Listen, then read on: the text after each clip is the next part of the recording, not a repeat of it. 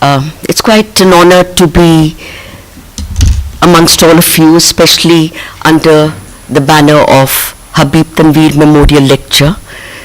All of us who are doing theatre, my generation, has been deeply impacted by Habib Saab's work. And I remember when I was a student at the NSD, going to Triveni and seeing his Charan Das Jor, which even in recall leaves me spellbound. So thank you very much. I've got some stuff written down which I'd like to share with you. It's more about process and production. One day I was feeling very depressed about the situation around me and asked my father, how are we supposed to function in such difficult times? How do we contribute anything useful in such a climate? You have two choices, answered my father. Either you convince yourself that in terrible times nothing will change, or you choose to believe that better times will come. If that is the situation, your job in dark political and social times is to gather all that you value, pack it up, and carry it on your back. In a similar register, I recall reading a story of the Dalai Lama. He was asked, would you like to be born again, even though the world is not going to change? And he said, yes, I would like to be born again if I can be useful. In a violent culture attracted by fame and success, the notion of usefulness is indeed radical. Can art be useful? Art sometimes, I feel, is an exquisite and extravagant waste of time. Yet, art has some deep and enduring qualities that serve us at all times. As the poet Joseph Bronsky said, that art is the oxygen that arrives when your last breath is being expended. We are living in very particular times that demand a specific kind of response.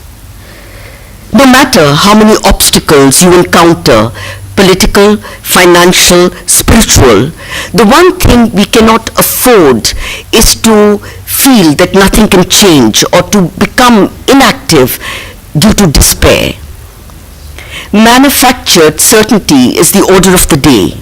And yet, the concept of an open society is based on the fact that nobody is in possession of the ultimate truth.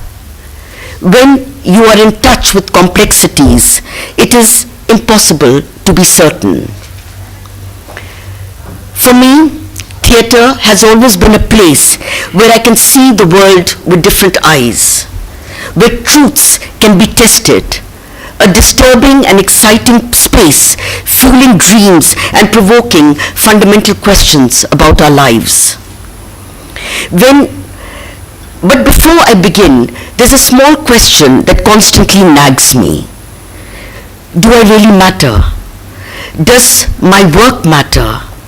Am I contributing anything of value to the already existing work? I work in the theatre because it helps me to articulate my daily life, challenges me, helps me to take decisions, teaches me how to reject and be part of a community. But I must confess that when I first started as a student, my passion for theatre began as a naive fantasy about an exciting world of possibilities. My interest was sincere, yet not based on any understanding of what it meant to be part of a world of drama and performance. The word art was floating around my head, but I had no ideas of the contours of the business when I, as a student, joined the history of art at Punjab University, Chandigarh. I was getting a bit bored and I had too much time on my hands, so I decided to join Balwant Karki, the director and the playwright, who was living in Chandigarh at that time. At that point in my life, my involvement was about making life more interesting, rather than exploring any big passion for the arts. In most middle-class Punjabi homes, especially mine, that was in Amritsar, you could see art, theatre was a little far removed, as a hobby, but never see it as a viable profession.